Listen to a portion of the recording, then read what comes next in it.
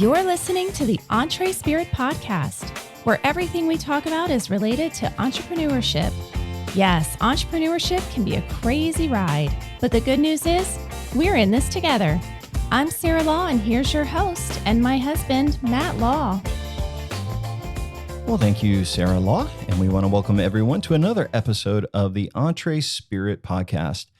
One of the best ways to learn about entrepreneurship is by listening to and learning from other entrepreneurs. Today, I'm so excited to interview our new friends, Monica and Austin Mangelson. They're another husband and wife duo and the founders of A&M Digital Design. They're experts when it comes to creating brands, developing websites, and helping companies grow. Today, they're going to share their story of entrepreneurship. Stick around. We got a great episode.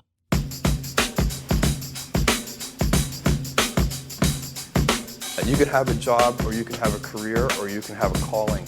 And the best thing is to have a calling. Joy is the feeling that we have from doing what we are fashioned to do. There is no such thing as failure. Learn from every mistake. I'd write down my priorities in life, and I'd get committed to certain priorities. It's kind of ironic that I'm a dropout because I read more. I like to learn as much as anyone I know. People say you have to have a lot of passion for what you're doing. If you don't love it, if you're not having fun doing it, you don't really love it, you're going to give up.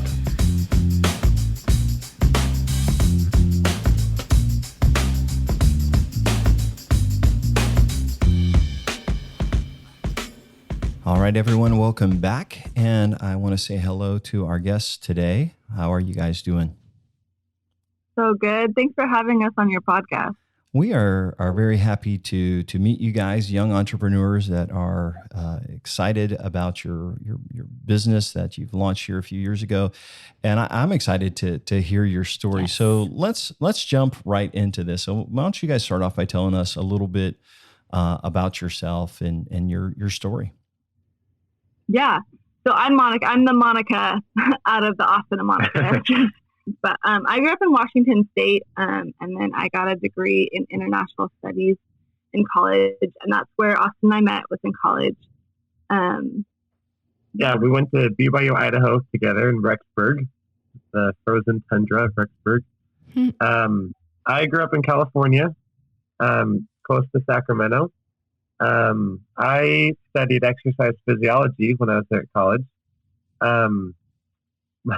Monica considers me a hobby dabbler. I like doing lots of different projects and learning lots of different things. I've kind of dabbled in woodworking a little bit and playing guitar and drawing. And Monica taught me how to cake decorate the other day. Wow. That's cool. Some stuff that we enjoy doing. Monica's big into, I'll let you speak, the things that you like to do. Yeah, I really like to travel and just I'm a big foodie, so I really like to experience different food and different culture and just getting to know people a lot. It's kind of my thing. That's great. So, and you guys, we found out our newlyweds been married for what, did you say 3 years? Mm-hmm. Yeah, 3.5 years almost. 3.5 years, and are now business partners working together. So this is going to be a fun ride for you guys. We're excited to always meet another married couple duo. So tell us a little bit about your company and what you guys do and kind of when you got started. So our business grew out of COVID. Monica and I, after graduating from BYU, Idaho, we were going to go serve in the Peace Corps. We actually had assignments to serve in Mozambique, Africa. Wow. But then in April, they started pulling back because of COVID. They pulled back all of the Peace Corps volunteers from different countries and kind of shut that program down for a little bit because they had no idea. And we didn't have any idea how long it was going to be. They told us at first it was going to be like a month, and then it was 2 months, and then it was 6 months. And so while we were waiting for the Peace Corps to open back up and head back out, we got jobs in California. The Peace Corps shut down literally 2 weeks before we were supposed to leave, and it's a 2-year stint that you do. Yeah. So we had sold our housing contract, we had someone lined up to buy our car, we had sold most of our stuff, and then all of a sudden we were left high and dry with literally nothing. Like we had turned down, we had turned down master's programs, we had turned down jobs, because this is what we were going to do for the next 2 years. And so we were literally left high and dry, and we had no idea what was going to happen. Well, that kind of threw us for a loop. First of all, I think I don't think I've ever met anyone that said, hey, let's go the Peace Corps. I think that's awesome. It is. Yeah. That's and great. It shows an adventurous spirit inside for sure. Yeah. Would you agree? Yeah. So wow, that's a shocker. So that's what kind of led you guys into the business, your digital design company. So was that a background that you guys had as well? In digital design, I had taken a couple classes in college, and it was always something that I was interested in, kind of dabbled. I learned all the Adobe programs and stuff, but I never in a million years thought that we'd start a business revolving digital design. Yeah. Wow. And I've looked at your guys' design stuff, and it's high quality. The copywriting is good, and it's high quality, and so that's super exciting that you guys were just kind of thrown into that. So what happened? So Peace Corps says, sorry, we got a couple of years. So what happened to you guys? How did it get started then? Yeah. So the Peace Corps said, keep waiting. And eventually we got to the point where we decided, we can't keep waiting anymore. Like, we needed to figure out something with our lives. And so in the meantime, we were working, just kind of random jobs that we were able to get in California. I was working as a waiter at a restaurant.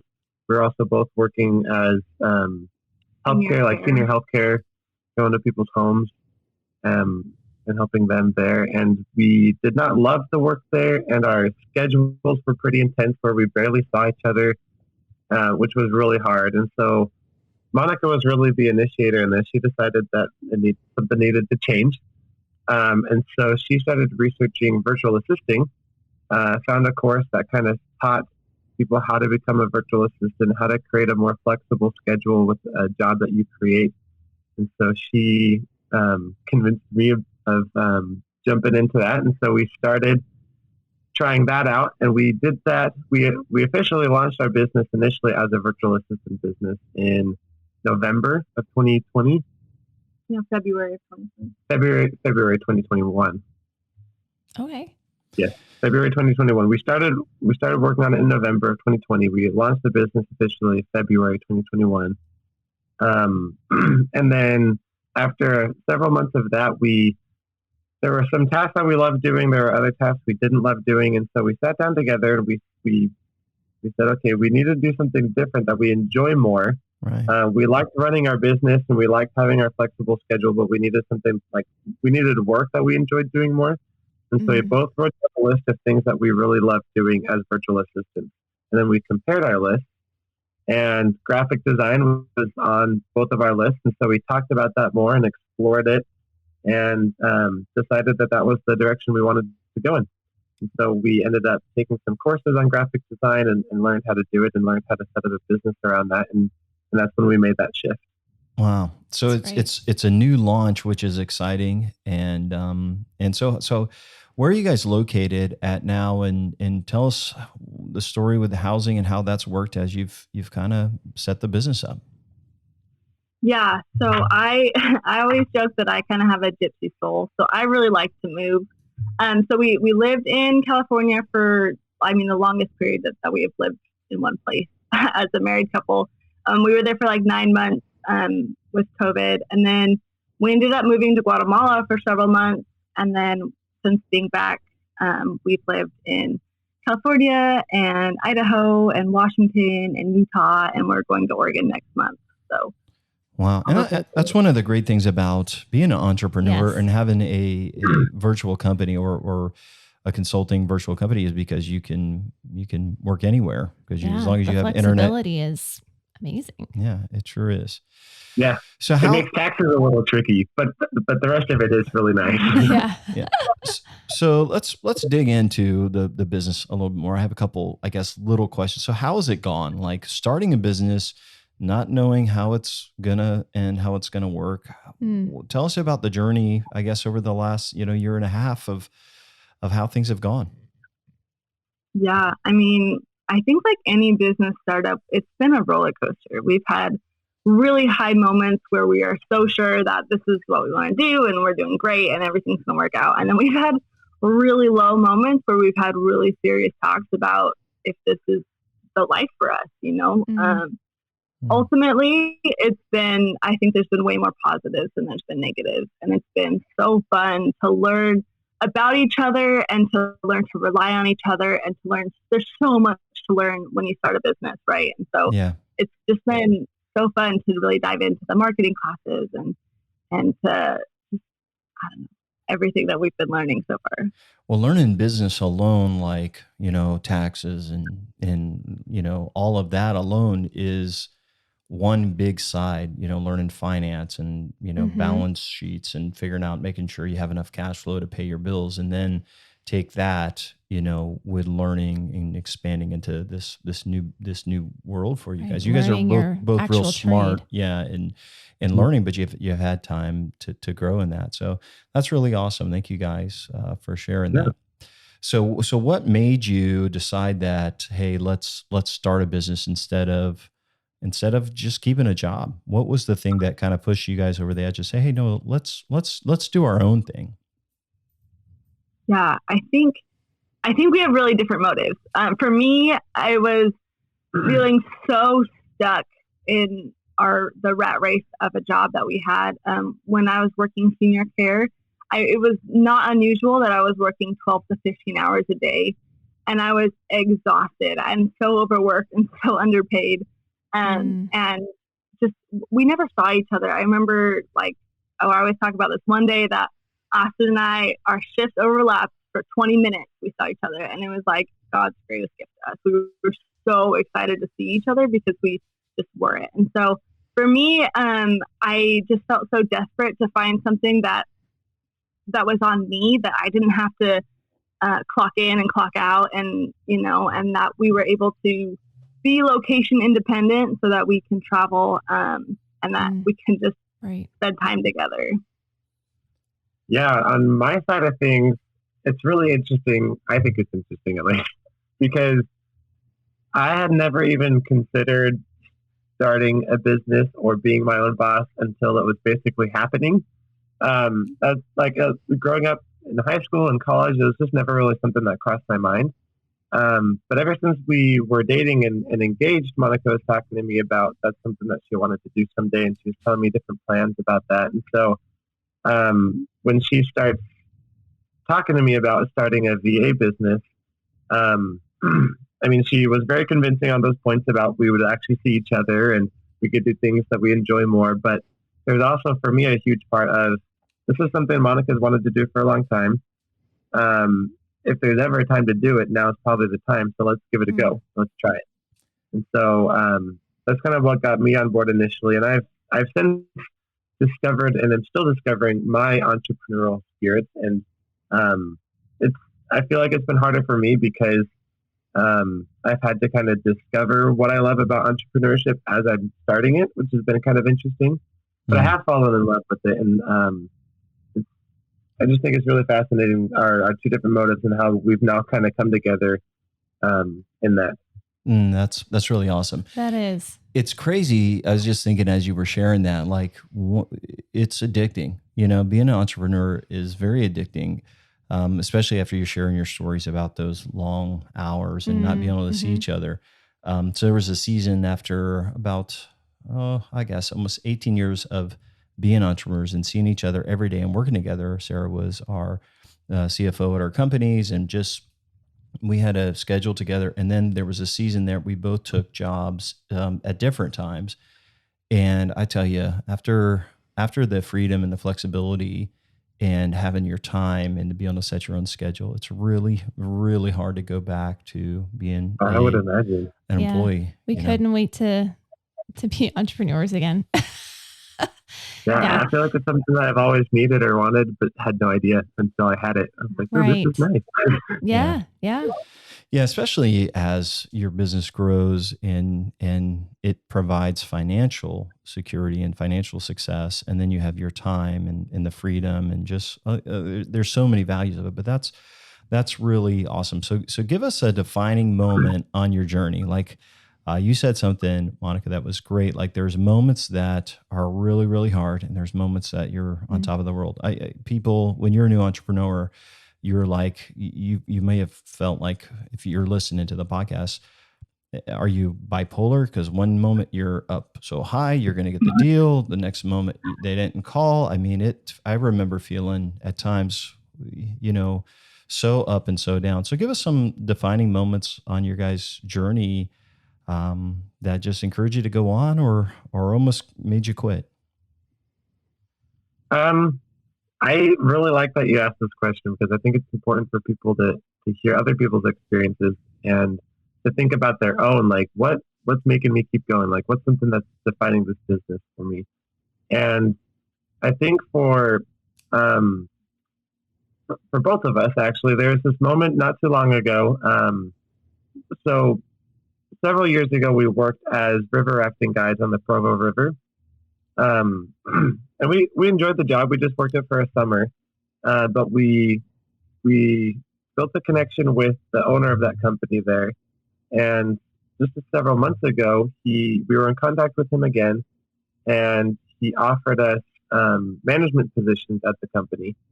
And he told us that he would set us up at this rafting place, and it would pay really well, and we'd have, I don't know what the schedule was like, but it was basically a pretty good gig as far as our experience in the industry. And then he was just offering us this job. And so we were talking, we said, well, do we take this job? Do we keep focusing on our business? And after talking about it, we decided that we were going to not take the job so that we can focus our time and our efforts and attention on growing our business.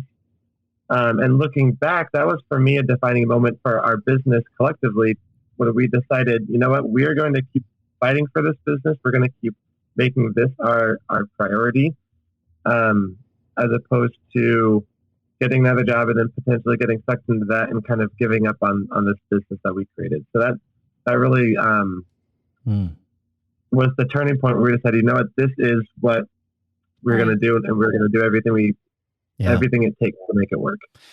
That happens, I think, to every entrepreneur as they go. Like there's an opportunity to sell. Like Sarah and I have had multiple times opportunities to sell. And sometimes we look back like, well, if we would have taken that, things may have turned out differently in some of the businesses. But I think about that. There's always those times and those moments, or a job. I remember when I was new to consulting, I got, a couple of really great job offers. And then I thought about going to the office and how it would change our lives and what we'd have to give up. And I said, let's go all in. And I know Sarah and I look at each other when you guys say you were river rafting guides. We've been whitewater rafting, and we're adventurous as well. But it's so funny that you guys would say that, because it's this adventurous spirit that's in you that I see. I know Sarah sees it too. We see it. And so I'd encourage you guys, just as our guests, like there's opportunities always in life. There's so many opportunities, and you guys are feeling those. You're gifted and talented and educated and young and full of zeal, but there's going to be so many opportunities that will come to your life. Like, hey, you want to do this? People will pull on you to say that. And then to say yes to it, sometimes it's super tempting because it's easier, it's secure.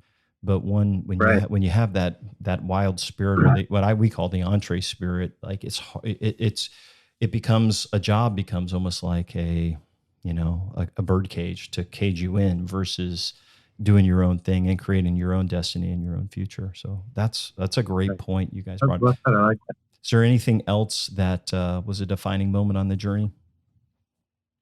Yeah. That one that when Austin was talking, it almost made me emotional, because that was a really serious talk that we had going over whether or not we were going to take those jobs, because our relationship is more important than anything for us. And so I have kind of the more stronger personality, and I tend to steamroll a little bit when I get excited, and so taking a step back and realizing that our relationship was more important, and like figuring out like that we were united in this business, like was a huge moment for me. But beyond that, another moment that we had was when we were practicing websites and building websites. We reached out to Austin's mom, who has always had this dream of building a bed and breakfast, but never really the oomph to actually go ahead and do it. And so we reached out to her and we said, you know what, we want to bring a vision to your dream of a bed and breakfast.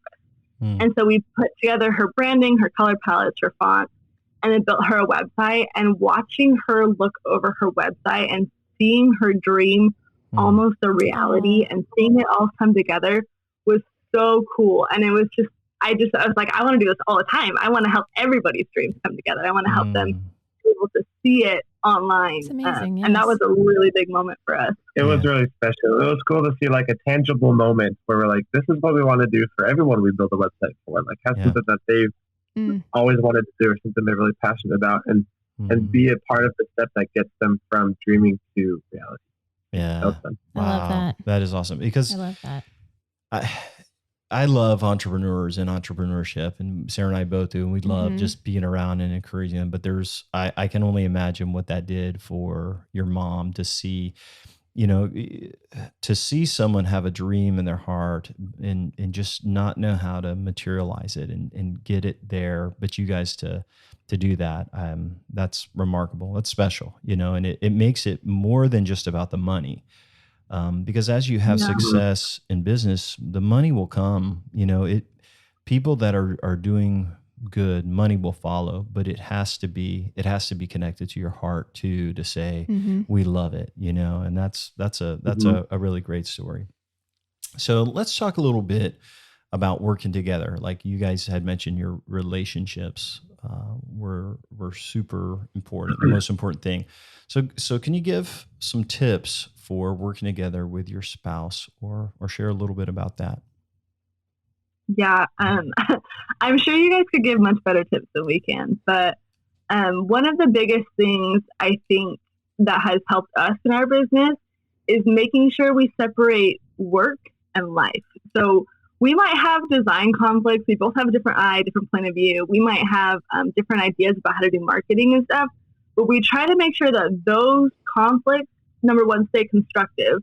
And number two, that they don't enter our personal life. And so we might have a discussion for a long time about what color we should actually use for this brand.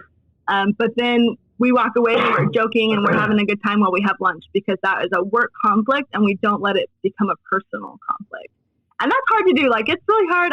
I'm a really emotional person, so it's hard not to take things personally when he doesn't like the blue I picked or whatever, Right. But there are moments when we say, okay, like obviously we're not going to agree on this. We need to walk away and then reconnect as husband and wife because that's what we are first and foremost, and then come back as business partners and continue to work through things.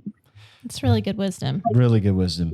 Yeah. And we agree 100%. And it's funny. You're right. It will travel over. So there's blurred lines, because sometimes we'll sit out on our back deck and talk about business, and it's not a business hour. And sometimes we'll talk about family and personal things. And so it's easy when you're partners in entrepreneurship to talk about it, but to really consider each other first. I think that's a big win for you guys to separate those. That's great advice. Yes, definitely. So let's talk about growing and getting better every day. So how do you guys keep growing as new entrepreneurs? I remember the whirlwind. It's so exciting, but I was about 23, 24 when I was really said, there was a desire in that, my heart. And it's kind of like something that's always been there. You didn't really realize it. And it starts to come out even before you have a company. But then as you have a company, you feel like, man, you're swimming. I always felt like, and I still do at times, I'm swimming in the deep end. So how do you guys keep growing and learning as new entrepreneurs? So the first thought that came to me, I'm sure you guys and a lot of the people who are listening to your podcast to relate to really having this desire to learn and to gain greater skill sets and to improve the skills that they have and just learn as much as they possibly can. But the first thought that came to me was that there's so much to learn that I think it's really important to have a clear vision of where you want to go, both personally and in your business. What do you want to learn? What kind of person do you want to be? What skills do you want to gain? And then that will help you kind of focus your learning, because you can drown in all the information and all there's so many places to learn from. Right. And everyone wants to teach you something. Yeah. And so I think you got to get clarity on what you want to learn. That was my first thought, but other things that we think are important when it comes to growing as an entrepreneur are connecting with other people who are maybe in a similar situation. So other business owners, other entrepreneurs, people that you personally align with, and just building that connection, because it's going to be much easier to grow when you have a support group, and when you have people who you can share stories with, and they can teach you what they know and you can teach them what you know. That's great advice for that. I love what you said about having a clear vision for what you want to learn, because we were just talking about was because there's so much information out there. I mean, just even on design or WordPress or just on YouTube on what to do on marketing. And I that's why I think business owners are so drowning in what to do, because there's so many ideas and solutions. And so a business owner, as entrepreneurs, we can't learn everything. And that's why we're partnering, with and hiring people to help us along that way. But even learning as entrepreneurs, there's so much information out there. And so knowing what you want to focus on and who you want to become, I think sometimes the temptation is to become an expert in every area of what entrepreneurship entails, but that's really not necessary. So I agree. If you just, learn what, just be choosy about what you need to learn and what you want to become, and utilize others who might know more in an area. Right. Especially when you're starting out, and when you start a business, you're wearing so many different hats. Exactly. So many things that you need to learn. They can get kind of tricky there. Yeah. And you can just completely shut down mentally with that, and can feel very overwhelming. It's overwhelming. Yeah. And so, that's why we always, when we would train our consultants, like, hey, find a great CPA. You don't need to learn taxes, find people to partner with, that will help you on the journey. And I love what you said. It's like community. When we started our training community years ago, we would get around people that were entrepreneurs. And even though we were teaching them something, what they didn't realize is they were teaching us as well. Like they would encouraging us or sharing information, and having a peer group of entrepreneurs, of fellow entrepreneurs and people that do the same thing is super important to people's long-term success. I love that. That's great advice. Really, really great advice. You guys have a favorite book or blog or podcast or anything related to entrepreneurship that you would share with our listeners? Yeah, we had to kind of laugh at this question, because we are podcast collectors. So we have a really big list, but a couple of our favorite ones, we won't share our whole list, but a couple of our favorite ones are Elizabeth McCravy's Breakthrough Brand podcast, as well as Art of Online Business by Rick Mulready. Also a really good one. Yeah. Very cool. Podcast. Yeah, Elizabeth, sorry, go ahead. No, I was just going to say podcast is a great way to learn. It's, anyone who has a commute, they're listening while they're on the road, so it's a great time to learn instead of just, always listening to music though. But what were you going to say, Austin? Elizabeth McCravy's podcast. She's a designer, and she has a lot of design podcasts, but she's also a business strategist. And so she has a lot of really good tips for, really any industry, any entrepreneur that wants to grow their business. There's a lot of good tips in that one.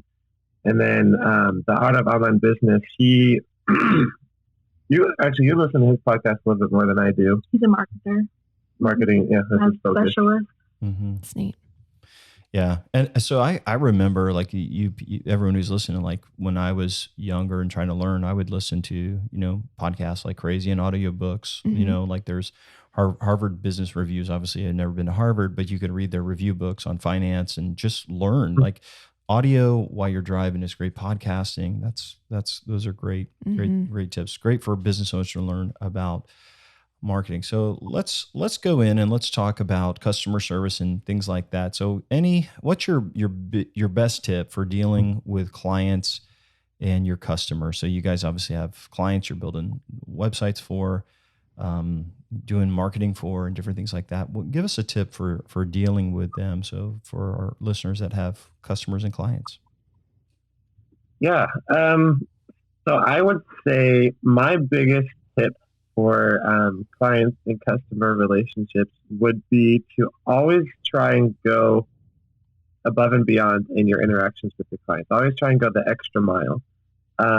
Some examples could be if they hire you, like in our business as designers, if they hire us to build a website, we might give them the website at the end of the project and also send them a couple social media graphics they can use to promote their launch, just as free, like a little bonus. Or I was hired a little bit ago to make some icons, and then I built out a few variations and extra icons more than what we had agreed on, just as like a little bonus. And here, it was great working with you. Here's some extra things. And I think that does a couple things. The first thing it does is for us, Monica and I are both really big givers. It's hard when we started our business and finances are a little bit tighter and our budget's a little bit smaller.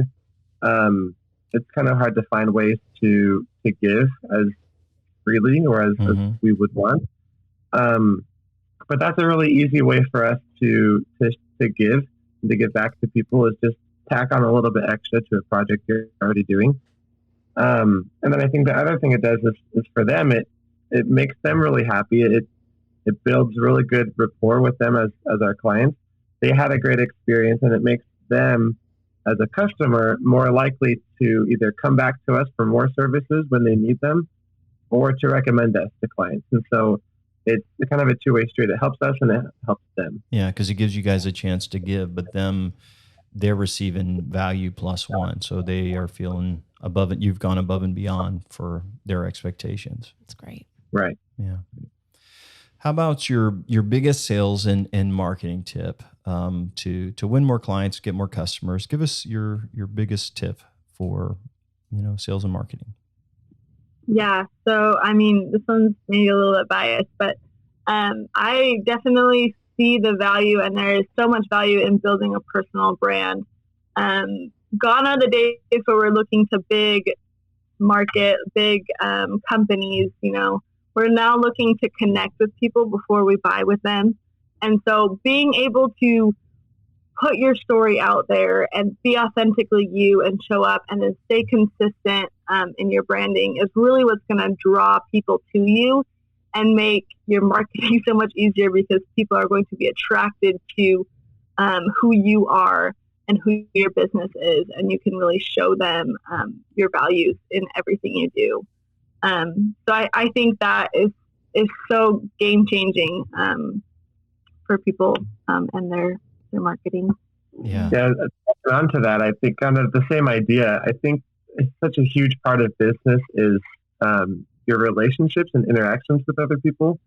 And so building a personal brand is a really strong way to do that, to connect with other people who are discovering your business. Yeah, I agree 100%. Mm-hmm. It's interesting because, the early days of the internet, it was, the big companies, the websites, there was no person behind it. But as social media has really become mainstream, people connect with people, and so having a story and authenticity, that's great wisdom. So let's talk a little bit about the business, and let's start off with how do you balance your family, your marriage, your health, and in starting a new business? Because there's a lot of work when you're getting started. So how do you guys How do you guys balance that? What's some tips you may have for balancing everything? Yeah, this can be tricky. Just like you were saying, like you and Sarah will sit on your back porch and you'll have a conversation. It'll kind of be a blend of some business stuff, and then you talk about some family stuff in the same sitting. That happens to us quite often. But so it can be tricky to kind of separate that and create balance between making sure you're giving the right amount of time to the right things in your life. Some things that we've done is we really try and prioritize not working on the weekends. That's great. Because it can be really easy for business just to bleed over into everything, and it always feels like it's the most important. But when we set aside time on weekends to go on a date or to spend time with family, go on a hike or something, and do something that's intentionally not business related, then it gives us that time to focus on other things, not business, in our life that are equally important. Yeah.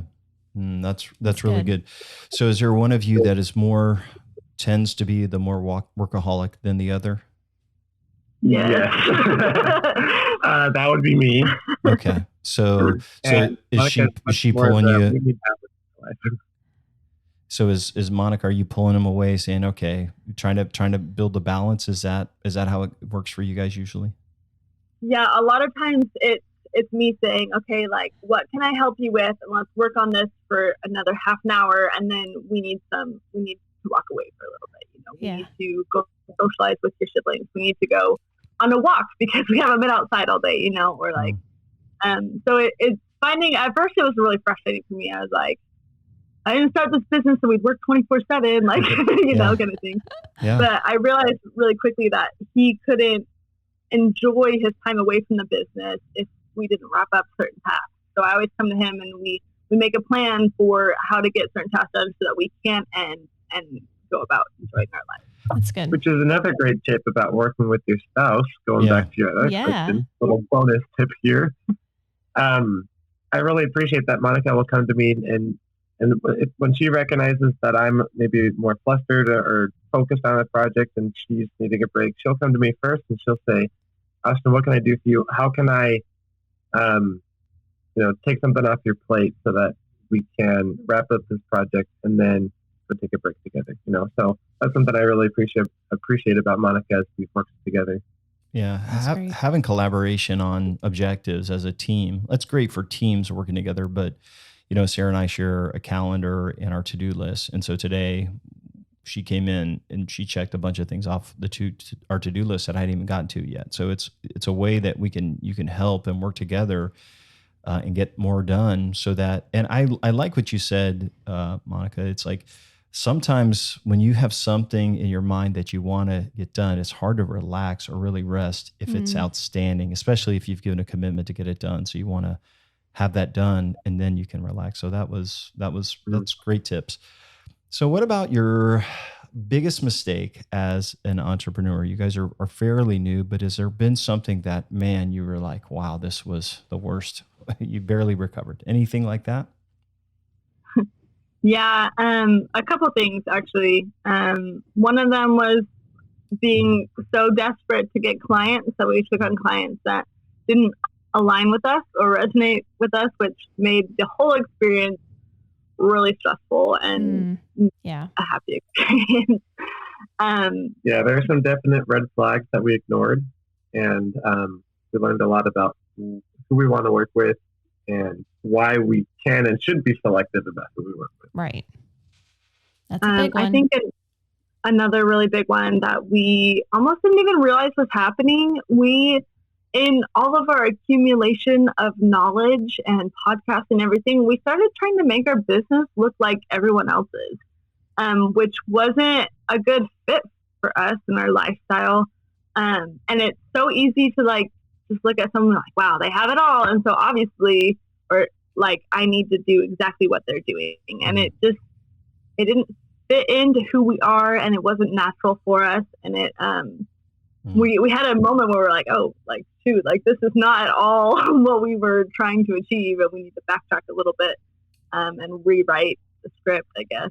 So that's great advice. Yes. And I think when you're a new entrepreneur, You're so usually desperate to get customers, clients, and you take on someone that is not the right customer or client. You'll spend your whole time working with that person or that customer, trying to make them happy, and you never can. So great wisdom for that. You want to have the right customers. And I think you attract the right customers by being authentic. And like you guys are very authentic in your approach to building a story and a personal brand for somebody, and just your copy on your website. It feels natural. And of course there's some big, multi, $1,000,000 agency out there, but is that who you want to be? Is that the story or the life you want to live? And so by being authentic and being selective, there's a vacuum. I believe that there's a vacuum in how much time you have. And so when you say no to maybe something that's good, it opens up the vacuum for something that's even better. So sometimes saying no, Sarah and I always say, success sometimes isn't about what you say yes to, but it's about what you say no to, so that even better opportunities can flow in. So really great advice. So I really wish we had talked to you guys like a year ago. Oh. Well, I know you guys are going to do good. Yeah, you guys are going to do great. There's something to learning from, mistakes. It's true. No one you want to learn from everyone else's mistakes. That's the best way, obviously. But there's something too about learning from your own experience, because you know it deeper. You know it deep in your heart, where someone can say, hey, watch out for this, but you know that now what you're looking for. And it becomes a value for you guys, like not to waste your time with. Makes you stronger, makes you better. Yeah. And it's all part of the journey. It is. It sure is.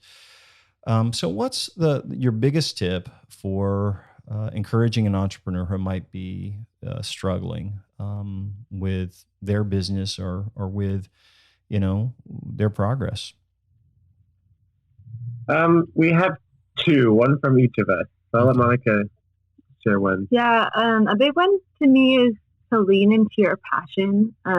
So just remembering why you started a business in the big picture, and have it written down somewhere. Like I have mine pinned to my board, different manifestations and stuff of why I'm doing this and why this is important and why I am going to be able to succeed. And that has really gotten me through some hard times.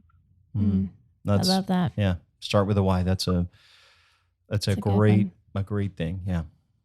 Yeah. And then go back to it often. Yeah. Yes. Yeah, it's important to write it down and remember it, or at least write it down so that when you forget it, you can look back on it. Like, oh yeah, this is why I started my business. I can keep going. That's great. So I don't. Go ahead. Oh, sorry. Unless you wanted to talk on that a little bit more, I was going to share my other tip. Absolutely. Yeah, go for it. Yeah. For me, the biggest help for me in running this business has been Monica, by far. It wouldn't have started without her, and I would not have kept going without her. And so my tip would be, as Monica called it, a ride or die business partner. Someone who, it doesn't have to be like an official business partner, but someone who's going to wholeheartedly support you. Someone who you can turn to when you're having crummy days or had a terrible client experience. And you're like, you know what, I don't want to do this business thing anymore. And then you talk with them, and they're going to, they might remind you of your why, going back to Monica's tip, or they might just empathize with you and be sorry with you for a little bit, and then help you get back on your feet. Someone who's going to understand what you're experiencing, and then, help you get back on the horse, so to speak. So I think it's really important to have someone who's going to support you in your business and be there for you through this hard time. I like that. Yeah. We know, yes. We've leaned on each other, but it's so many entrepreneurs don't have someone in their corner, and having someone in your corner, whether it's a parent or a friend, there's moments in every entrepreneur's journey. Like you look at, very successful founders, there was times that they wanted to quit, every Fortune 500 founder, there was moments on their journey. Like we've met a lot of successful entrepreneurs, and underneath in the back of their story, there was days that they wanted to give up. Mm-hmm. And entrepreneurship isn't easy. If it was, everyone would do it. But it's having someone with you is super helpful. Mm-hmm. It Absolutely. is. So as we kind of wrap up our show, if someone is interested in connecting with you guys, working with you guys on their personal brand or their marketing, what can they do to kind of connect with you guys and get in touch? Yeah, a great place to connect with us is our website. It's A&M Digital Design, and is spelled out. So it's AANDEM digitaldesign.com. Or we're always on Instagram. We love hanging out with people on Instagram. So our handle is ANM.digitaldesign, and again, and is spelled out. So AANDM.digitaldesign. Awesome. Thank you, guys. Well, I want to thank you guys for hanging out. I've enjoyed our talk a ton. Yes. Yeah, I can see a passion in you guys, a zeal, for life, from the Peace Corps to the whitewater rafting. And I can't even imagine what else, the traveling and Guatemala, taking on entrepreneurship and just saying, we're going to do this. Yeah. Love it. And you can't teach that, you can't say, hey, be adventurous. But I think what I've learned from you guys is to say, to be more daring, or to be more open about thinking about the world in a different light. Like there's so much opportunity out there. And I love that you guys are doing that. And there's no doubt in my mind, you're going to be super successul as entrepreneurs. Definitely. Yes, I agree. Well, thank you so much, you guys. That meant a lot. And it was really great also on our side to be in this interview with you guys. You guys are awesome. And yeah, you guys are so inspiring. Thanks for putting together this whole podcast. It's really great to have a place to share these stories with people. So thank you. Yeah. Yeah. It's we're having fun too. Like, so when we started our podcast, we're like, oh, we'll try this. And then we're like, oh, this is a lot of fun. Yeah. And then meeting, just other, entrepreneurs has been a lot of fun through this as well. So good. Well, thank you guys again. We appreciate it. So as we close out our podcast today, we just want to share with everyone, we have our new book that has been released, The EntreSpirit, the DNA of Self-Starters and People Who Get Things Done. It's based on our 20 years of entrepreneurship and training other entrepreneurs, and we want to share it with you for free. So we've purchased 700 redemption codes from Kindle, from Amazon, and we are going to give those away. And we have 300 paperback books that we just had printed, and we're giving those away for free. And to get your Kindle redemption code, you just got to go to our website and fill out a quick form, and it will be automatically emailed to you. And then you can have it added to your Kindle library for free. We're also going to ship you a copy of our paperback book. All you have to do is pay for the postage and the envelope that we ship it in.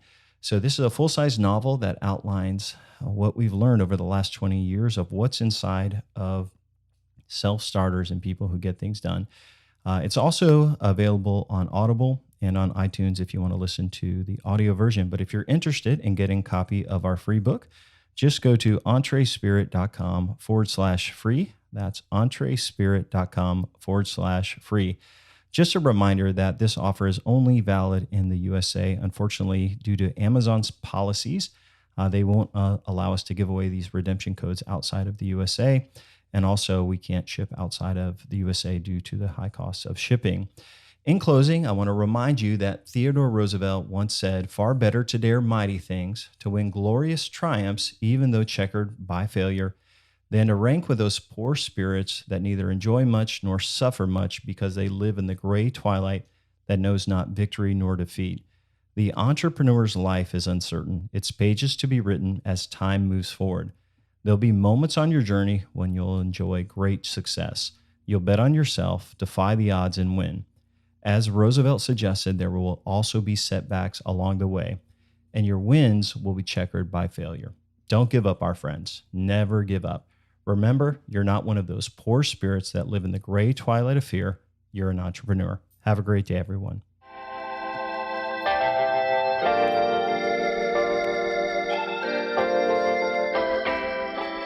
You've been listening to the EntreSpirit podcast. Be sure to pick up a copy of our new book, The EntreSpirit, the DNA of self-starters and people who get things done. For behind-the-scenes videos and more free resources, please visit EntreSpirit.com.